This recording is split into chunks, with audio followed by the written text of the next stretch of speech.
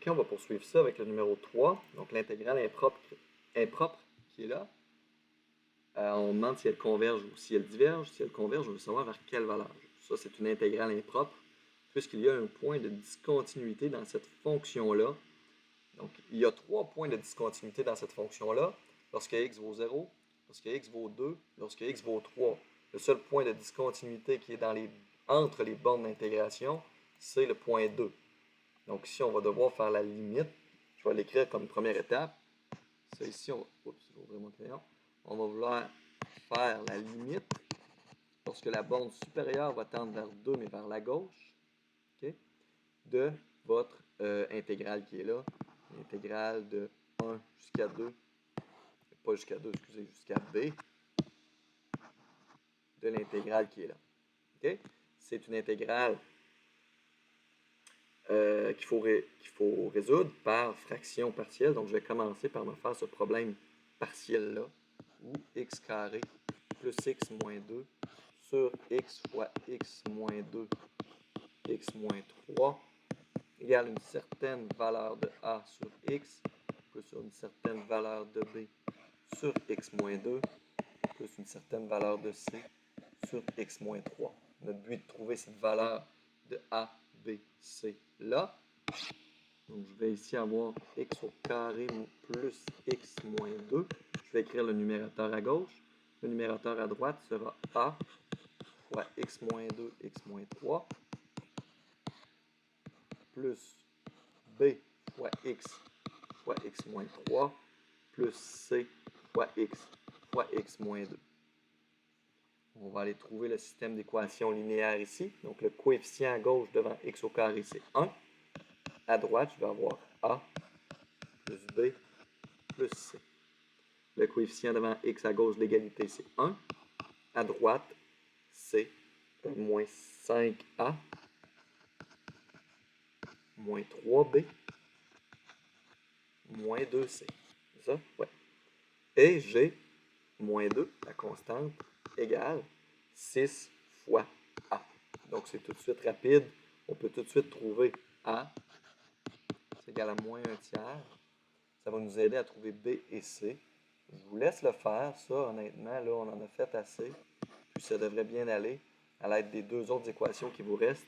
Si vous connaissez la valeur de a, la valeur de b et de c, c'est un peu de manipulation algébrique, mais ça ne devrait pas être trop difficile. Vous allez trouver que b égale moins 2 et c égale 10 tiers. OK? Donc, si j'appelle ça l'intégrale i, je vais avoir que i égale la limite lorsque b tend vers 2 moins de 1 jusqu'à b. Et là, je vais écrire a, c'est moins 1 tiers de x plus b, donc moins 2 sur x moins 2, plus c, plus 10 tiers, 1 sur x moins 3. Puis tiens, lui aussi, je vais l'écrire sous cette formule-là. Moins 1 tiers fois 1 sur x. OK? Dx. Je vais maintenant intégrer. Donc, ça va être égal à la limite lorsque b tend vers 2 moins. Je vais faire mon intégrale.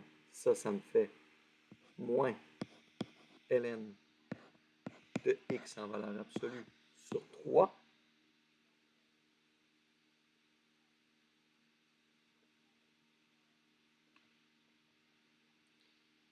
Moins 2 ln de x moins 2 plus 10 tiers ln de x moins 3 en valeur absolue. N'oubliez pas, évaluer entre 1 jusqu'à b. On évalue tout en b. On soustrait tout évalué en 1 ensuite. Moins ln. Ici, je vais enlever la valeur absolue pour ce x-là, puisque x est positif. B tend vers 2 moins. Donc, je vais écrire ln de b sur 3 moins 2 ln de, ici je vais la garder, b moins 2 plus 10 ln de b moins 3 thèse, c'est une valeur absolue, moins, on va évaluer maintenant tout en... Il manque mon symbole de limite, mais il faut du bon Dieu ici. Limite lorsque B tend vers 2 moins. Moins, je vais tout évaluer en 1 maintenant. ln de 1, c'est 0. Donc le premier bout, là, ce bout-là, c'est 0. Moins 2 ln de x moins 2. Si x vaut 1, ça fait ln de valeur absolue de moins 1. Donc ça fait 2 ln de 1. Ça fait aussi 0.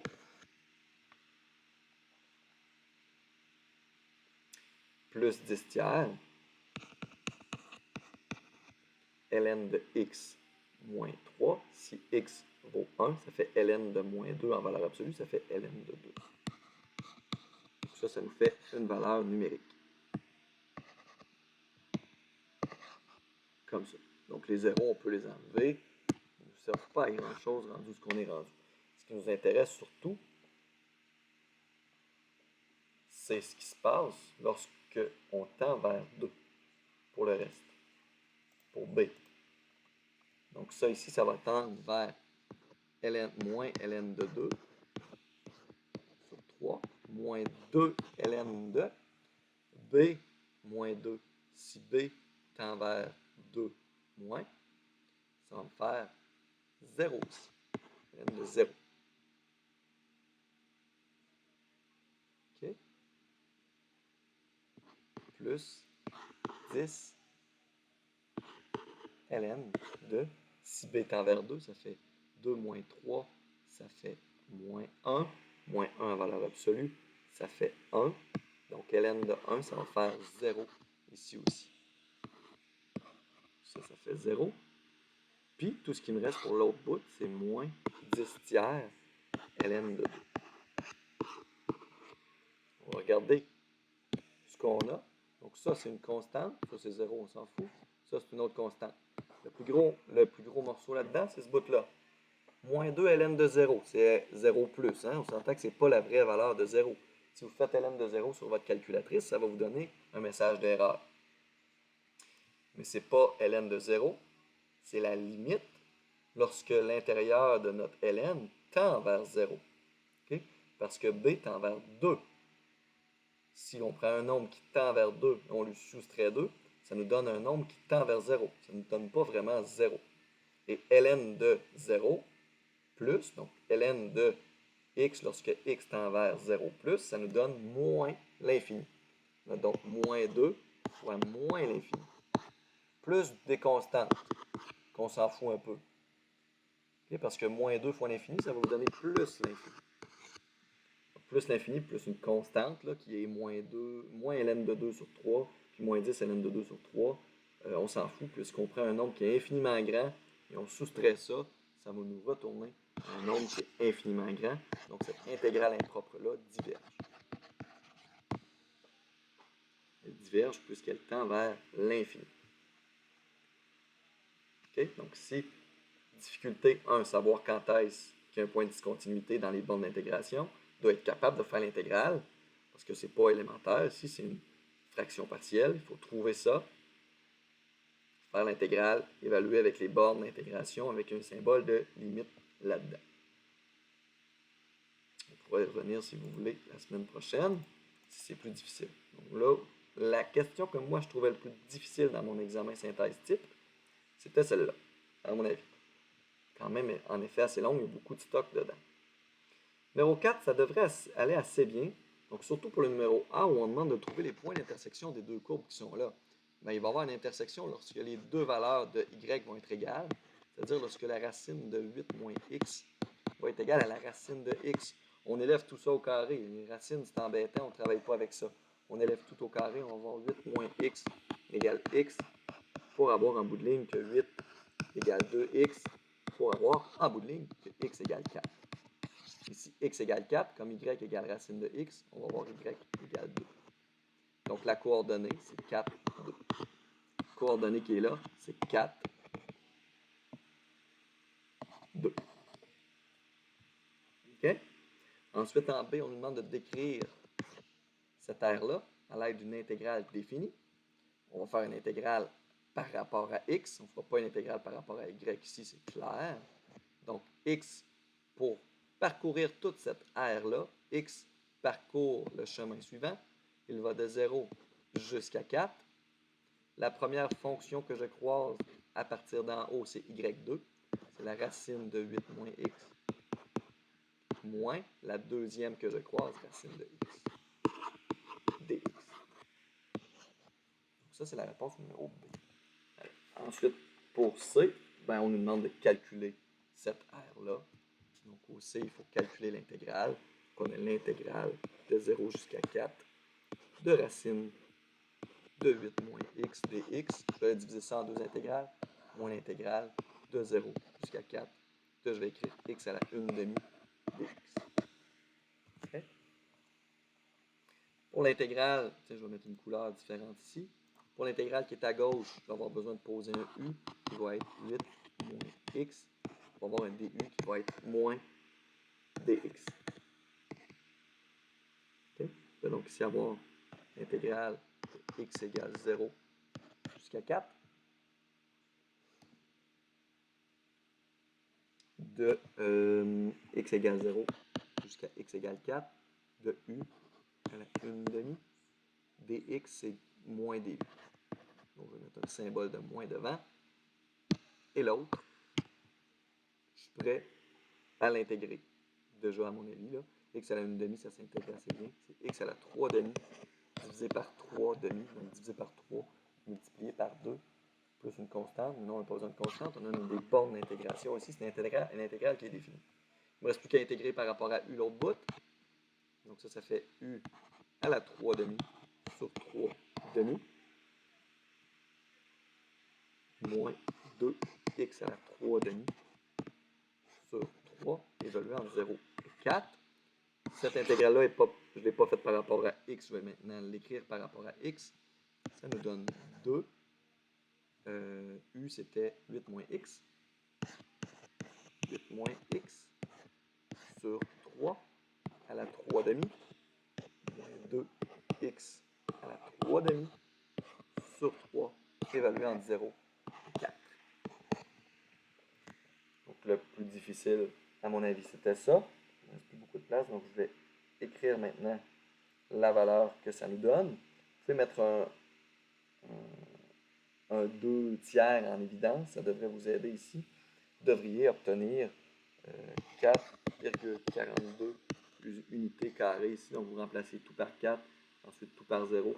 Ça devrait vous donner 4,42. C'est pas ça qui est plus challengeant mathématiquement parlant. C'est pour ça que je le saute promptement. Donc voilà pour ce numéro-là. Donc 4, c'est rendu au numéro 5, qui est le dernier numéro, qui est d'évaluer des limites. La première limite, si on l'évalue en 0, on va avoir e à la 0, ça fait 1, moins e à la 0, ça fait 1, donc 1 moins 1, 0, moins 0, ça fait 0. 0 moins sin de 0, sin de 0, ça fait 0, et donc 0. On peut donc utiliser la règle de l'hospital là-dessus. RH, limite, parce que x tend vers 0, on dérive en haut, ça fait e à la x, plus e à la moins x, moins 2, sur la dérivée de x, c'est 1, la dérivée de sin, c'est cos. On évalue tout ça en 0, e à la 0, 1, plus e à la 0, 1, donc 1 plus 1, 2, moins 2, 0. Sur 1 moins cos de 0, ça fait 1, 1 moins 1, 0. On poursuit. On a le droit d'utiliser la règle de l'hospital lorsqu'on a cette forme indéterminée-là. Limite lorsque x tend vers 0. La dérivée en haut se fait e à la x moins e à la moins x. Le moins 2 part. Le 1 part en dessous aussi. La dérivée de cos, c'est moins sin. Ça me donne donc sin de 0. E à la 0, ça fait 1. Moins e à la 0, ça fait 1 aussi. Donc, ça fait 1 moins 1, 0. Sur sin de 0, c'est 0. J'écris sin de 0 aussi, je vais écrire sin de x. Là, ça fait 2 fois qu'on fait la règle de l'hospital. On va en faire une dernière fois. Si on est encore avec une forme indéterminée, il va falloir trouver une autre façon de résoudre ce problème-là. Limite, lorsque x tend vers 0, je dérive en haut, e à la x plus e à la moins x sur la dérivée de sin, c'est cos.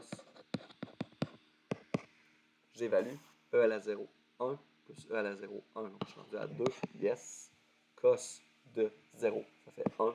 Ça nous fait donc une limite qui tend vers 2. Si on est dans le cas où il a fallu répéter la règle de l'hospital à plusieurs reprises, 3 reprises pour évaluer cette limite-là. Le b, on a x e à la moins x, donc cette forme-là, si x tend vers l'infini, ça nous fait infini multiplié par 0. C'est une forme indéterminée, mais ce n'est pas une forme indéterminée avec laquelle on a le droit d'utiliser la règle de l'hospital. Mais on sait que si on change d'étage, une valeur, quand je dis on change d'étage, ça veut dire prendre un numérateur et le mettre au dénominateur, ou vice-versa, ça revient à changer le signe de votre exposant. Donc ça ici, x divisé par e à la x, c'est dire la même chose que x fois e à la moins x. OK? Excusez-moi, je suis juste allé vérifier si tout était correct. Et puis là, si on évalue en x tend vers l'infini, ça nous fait infini sur infini. Et là, on a le droit d'utiliser la règle de l'hospital. Limite lorsque x tend vers l'infini. Si je dérive x, ça fait 1. Si je dérive e à la x, ça fait e à la x. Et maintenant, si j'évalue en infini, ça me fait 1 sur infini. Ça fait 0. Donc, on tend vers 0. Ce numéro-là, la difficulté, c'était vraiment de voir le début. Là. Souvent, là, lorsque vous avez x fois e ou x fois ln, c'est parce qu'il faut en changer un d'étage. En plus, là, vous avez e à la moins x. Donc, vous pouvez déjà penser à le changer d'étage parce que son exposant est négatif, c'est embêtant. C'est d'ailleurs ce qu'on fait en pratique. Quand vous avez, par exemple, x à la moins 2 dans une équation, c'est très rare qu'on écrit ça. On va plutôt écrire 1 sur x carré. Bien, ayez le même réflexe lorsque vous avez du e à la moins x. De le changer d'étage. Il nous en reste juste 2. On a presque fini. On va aller regarder ce que ça nous donne ici. ln de x carré et ln de 1 plus x. Donc, si on évalue ça à l'infini, bien entendu, ça nous fait l'infini. Sur l'infini, on a le droit d'utiliser la règle de l'hospital ici. Allons-y. Règle de l'hospital là-dessus. On dérive en haut. La dérivée d'un ln, c'est 1 sur x carré ici. Mais il ne faut pas oublier de multiplier par la dérivée de l'intérieur de la parenthèse. Donc, la dérivée de x au carré, qui fait 2x.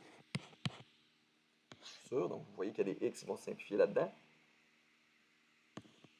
La dérivée d'un ln, ça va faire 1 plus x en dessous ici. Multiplié par la dérivée de 1 plus x, c'est 1. Okay? S'il manquait mon symbole de limite, là, bien entendu. Je vais le réécrire peut-être un peu plus beau, là, je le trouve assez tout croche. Je vais juste le réécrire de façon un peu plus beau. Limite, lorsque x tend vers l'infini, de 1 sur x carré fois 2x, ça va faire 2 sur x divisé par 1 sur 1 plus x. OK? Je pense que c'est plus concis comme ça. On va le réécrire sur une seule fraction, limite, parce que x tend vers l'infini, de 2 sur x multiplié par x plus 1 en haut, ou 1 plus x, sur 1. Okay? Ça fait donc 2x plus 1 sur x. Okay? Je vais réécrire 2x plus 1 sur x.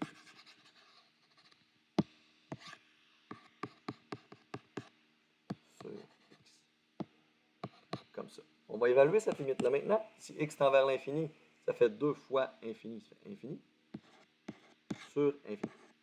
On est encore dans le cas où on a une forme indéterminée avec laquelle on a le droit d'utiliser la règle de l'hospital. Limite lorsque x tend vers l'infini. Il ne me reste plus qu'à dériver 2x plus 1. 2 fois x plus 1, c'est-à-dire 2x plus 2. Ici, ça donne 2 en haut. En bas, ça donne 1. Donc, ça donne 2.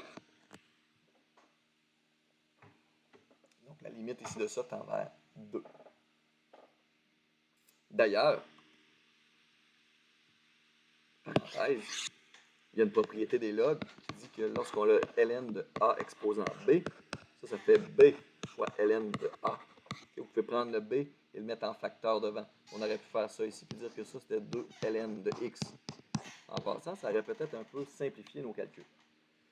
ln de x divisé par ln de 1 plus x, ça tend pas mal vers la même valeur lorsque x tend vers l'infini, ce qui fait qu'il nous aurait juste resté 2 en bout de ligne. Ce qui démontre une intuition de comment est-ce qu'on aurait pu arriver à la bonne réponse. Et le dernier, limite lorsque x tend vers 0 plus de cette patente-là, ça nous fait quoi? 1 sur x, ça va donner l'infini, ça. Et 1 sur 1 moins cos de x, cos de 0, ça fait 1. Donc 1 moins 1, 0, ça va aussi tendre vers l'infini. Infini moins infini, c'est une forme à déterminer. On n'a pas le droit d'utiliser la règle de l'hospital ici. Il va falloir utiliser une petite stratégie. Donc on va réécrire notre symbole de limite. Oups, c'est pas infini ici, c'est 0. 0 plus. Donc on va tout mettre sur un même dénominateur. Je vais avoir 1 moins cos de x moins x sur x fois 1 moins cos de x. Donc j'ai tout mis sur un même dénominateur. Si j'évalue maintenant cette limite-là, ça me fait 1 moins 1, 0, moins 0, 0, sur 0 fois quelque chose, ça va me faire 0. Là, j'ai le droit d'utiliser la règle de l'hospital là-dessus.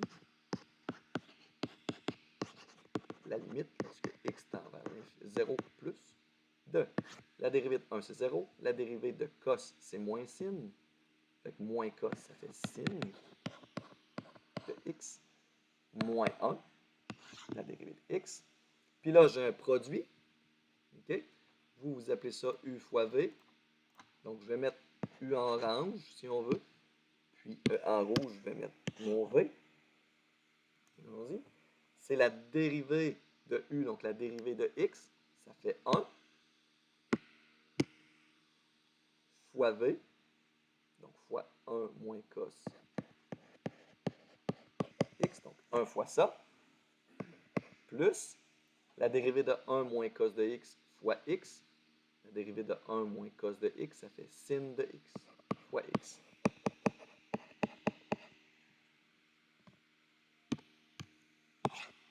Comme ça.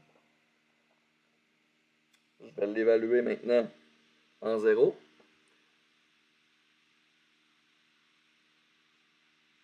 Sin de 0, ça fait 0. Moins 1, ça fait moins 1. Sur 1 moins cos de 0. Cos de 0, ça fait 1. 1 moins 1, 0. Plus 0, ça fait 0. Est-ce que ça fait 0 plus ou ça fait 0 moins ici? On va se questionner.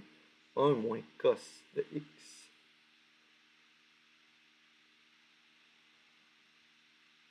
Ça va faire 0 plus.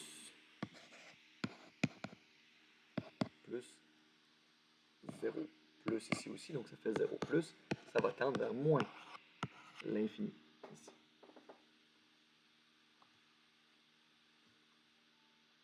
OK? Donc ici, on tend vers moins l'infini. Donc ça diverge. Voilà, on les a toutes faites. Je peux vous envoyer ce document-là aussi si vous voulez. Je vais vous l'envoyer en même temps que je vous envoie les liens vers les différentes vidéos. Je vais écrire que c'est les solutions.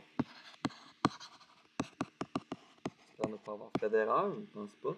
Si c'est le cas, il est un peu tard. Je ne suis pas à l'abri de faire des erreurs à cette heure-là. On y reviendra ensemble mercredi prochain, le 16, en groupe si vous voulez, lors de ma période de disponibilité de questions-réponses avant votre examen synthèse.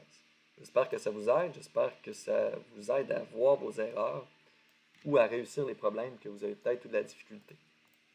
Sinon, on y revient en groupe là, mercredi, comme je vous dis. Bonne soirée, bonne fin de semaine, on se revoit la semaine prochaine.